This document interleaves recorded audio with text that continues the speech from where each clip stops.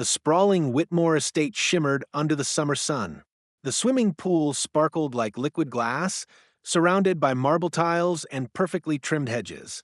Inside the house, billionaire businessman Charles Whitmore prepared for an afternoon of entertaining his business partners. His daughter, Emily, 12 years old and wheelchair-bound since birth, had been given strict instructions to stay inside where it was cool. Emily, however, longed to be part of the fun. She watched the guests laugh and sip champagne from her bedroom balcony. By the pool, staff moved quickly, setting up umbrellas and trays of hors d'oeuvres. Among them was James, the janitor, a tall, quiet man who had worked for the Whitmores for years. His 15-year-old son, Marcus, tagged along during summer breaks, sometimes helping his father clean up. Marcus had always been polite to Emily, though their worlds couldn't have been more different. Today, the mansion was bustling, and everyone was too busy to notice the curious glances Emily kept casting at the shimmering blue pool.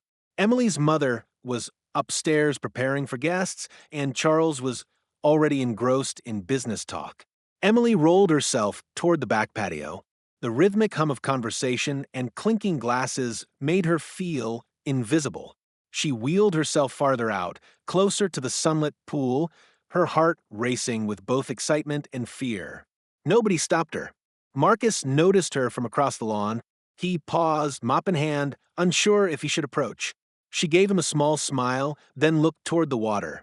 He remembered his father's warnings about keeping a safe distance, but something in her eyes told him she wasn't thinking about rules right now. Emily positioned herself near the shallow end, leaning forward as she admired the glimmering water. A breeze carried laughter from a group of wealthy guests lounging under umbrellas. She wanted to be out there, free, normal, included. Then, without warning, her wheelchair tilted slightly forward. One small shift was all it took. Emily gasped, her arms flailing as the front wheels lifted off the ground. The chair tipped. The world blurred. The last thing Emily saw before hitting the water was Marcus dropping his mop and running toward her. The moment Emily's wheelchair tipped forward, time seemed to slow. The metallic frame hit the edge of the pool before sliding in with a loud splash. Gasps erupted from the nearby tables as champagne flutes trembled in startled hands. The surface of the water rippled violently, swallowing Emily and the heavy wheelchair in seconds. Emily thrashed beneath the surface, the shock of the cold water stealing her breath.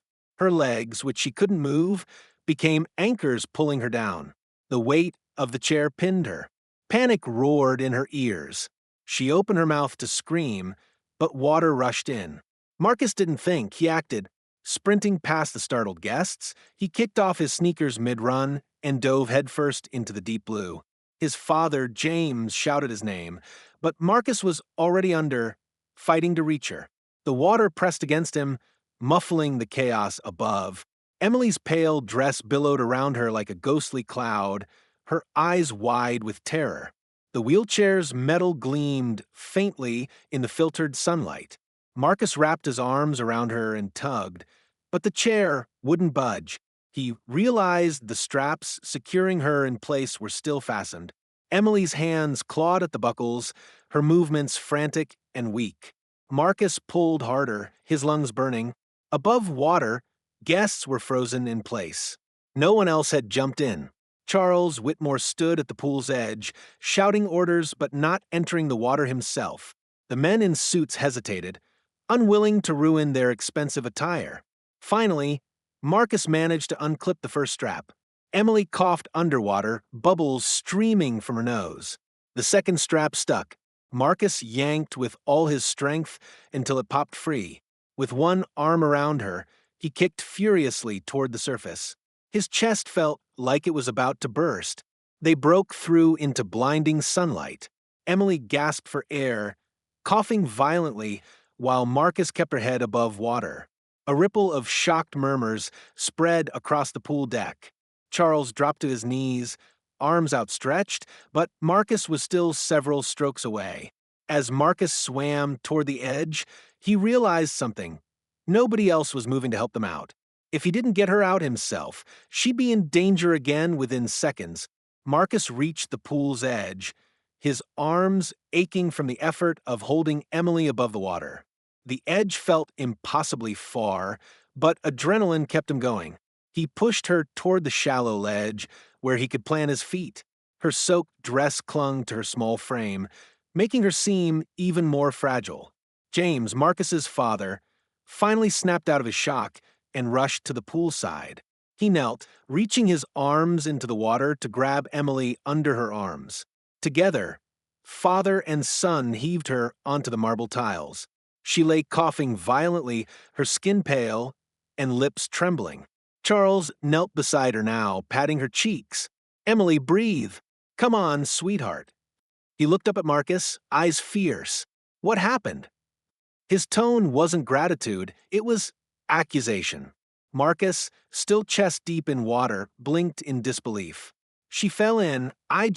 His words were cut short by the sound of Emily gasping, water spluttering from her mouth.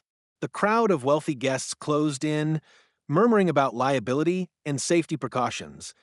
Not a single one had entered the water. James wrapped an arm around Marcus's shoulders, helping him out. A paramedic, summoned by a panicked staff member, arrived moments later.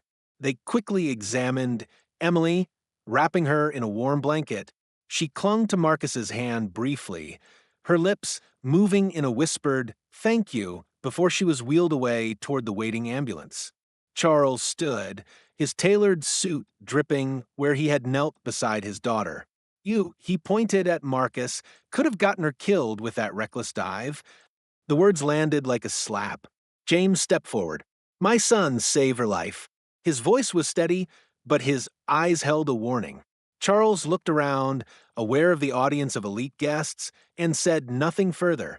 Instead, he turned and followed the paramedics, leaving father and son standing alone by the now eerily still pool. The tension in the air was thick, laced with something unspoken, gratitude denied, resentment brewing, and the faintest hint of a storm on the horizon. The next morning, Marcus returned with his father to the mansion for their regular maintenance duties. Word had spread through the staff like wildfire. The young janitor's son had saved Emily Whitmore's life.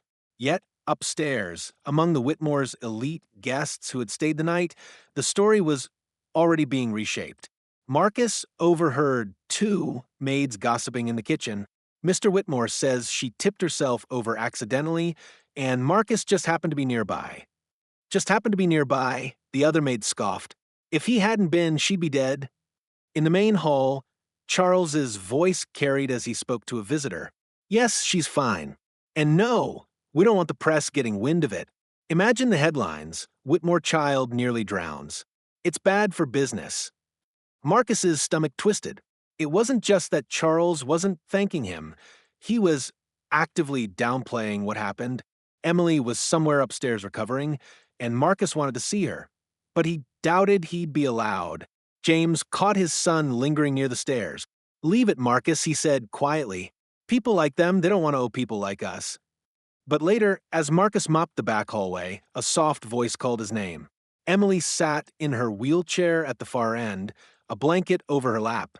"Marcus," she said, smiling faintly, "I remember everything." He knelt beside her. "How are you feeling?" "Better. But my dad, he doesn't want anyone to know you saved me. He says it'll make us look weak." Marcus clenched his jaw. "You almost died, Emily. People should know the truth." She looked down at her hands. "I want to tell them, but I'm scared." Before Marcus could answer, heavy footsteps echoed from around the corner. Charles appeared, his eyes narrowing at the sight of them together. Marcus back to work. His tone left no room for argument. As Marcus walked away, he knew one thing: this wasn't over. 2 days later, an opulent dinner party filled the Whitmore estate. Crystal chandeliers sparkled, and guests in designer clothing laughed over wine. Marcus and James worked quietly in the background, clearing plates and refilling glasses. Midway through the evening, Marcus noticed Emily slipping out of the dining room. She wheeled herself toward the outdoor patio, her blanket tucked around her. He followed, at a distance, curiosity gnawing at him. Outside, the night air was cool, and the pool lay still under the moonlight. Emily stopped near the water's edge. It's strange, she said softly when Marcus caught up. How something that almost killed me still looks so beautiful. He stood beside her. You shouldn't be out here alone. I'm not alone, she said, glancing at him. Marcus, I want to tell the truth. About that day. Before he could respond, the sliding doors opened. Charles stepped out, flanked by two business associates. Emily inside. Now. She hesitated. Dad, Marcus saved my life. That's enough. Charles's voice cut, like a whip. His associates exchanged awkward glances. We don't need a scene. Marcus stepped forward. With respect, sir, people deserve to know what happened. Your guest stood there while your daughter. Get out, Charles said, his voice dangerously low. You and your father. You're done here. Emily's eyes filled with tears. Dad, you can't. But Charles had already turned his back. James appeared behind Marcus, gripping his arm. Let's go, son. As they walked away from the glittering lights of the mansion, Marcus felt a deep resolve settle in his chest. If Charles Whitmore wanted to bury the truth, Marcus would make sure it saw the light. The following morning, Marcus went to the local community center where his cousin worked as a junior reporter for a small-town paper. Over coffee, Marcus told her everything: the party, the fall, the rescue, and Charles's attempt to erase it. This is explosive, she said, scribbling notes. But if we publish, you'll be going up against a billionaire. He'll try to crush us. I'm not afraid, Marcus said. Emily deserves the truth to be told. Within a day, the story was online. The headline read, Local teen saves billionaire's disabled daughter from drowning. Father tries to hide it. The article spread faster than Marcus expected. By evening, social media was ablaze with outrage. People demanded answers. Why hadn't the father jumped in? Why was the boy being silenced? At the mansion, Charles was livid. He called in his lawyers, threatening lawsuits. Emily overheard him yelling and quietly sent Marcus a text. Thank you. Don't stop. The next day, news vans lined the street outside the Whitmore gates.